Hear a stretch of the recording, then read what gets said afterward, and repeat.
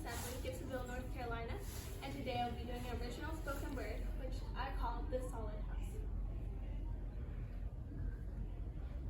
We've all heard the story of the three little pigs, a tale of houses of brick and twigs.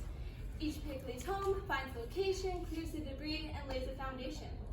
Now for building materials, the piggies must pick, but here's where my version changes a bit. David's picked straw, bales of hay. Quick, simple, fast, he'll have it his way.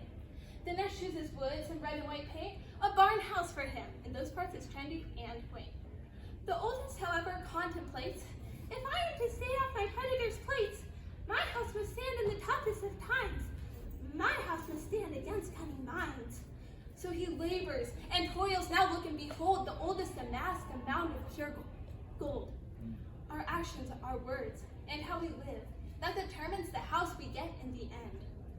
Now when each pig had finished his home, then came Mr. Wolf with hunger syndrome.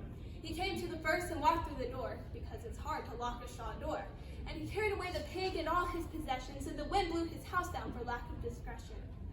Be careful always running the quick, easy way.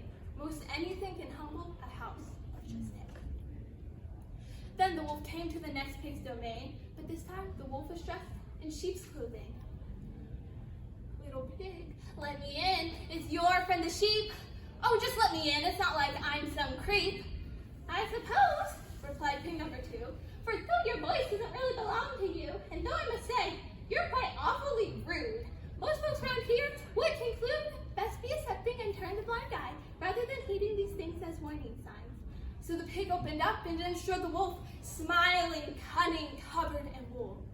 And then the next pig, too, fell prey, and the wolf burned his barn house away. When we let anything enter our hearts, a space for the Lord that should be set apart, when we're not careful, we're not on our guard, that's prime time for the devil to bombard us with lies. That's why we stand on the word of truth.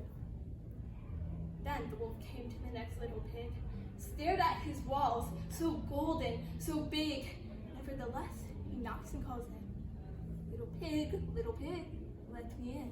But the little pig just laughs and says with a grin, not by the hair of my chinny chin chin. So the wolf runs away, wholly defeated, by the golden house so burned and completed.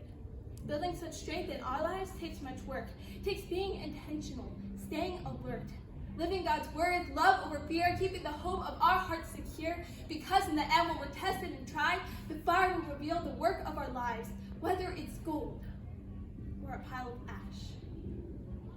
Will your house stand?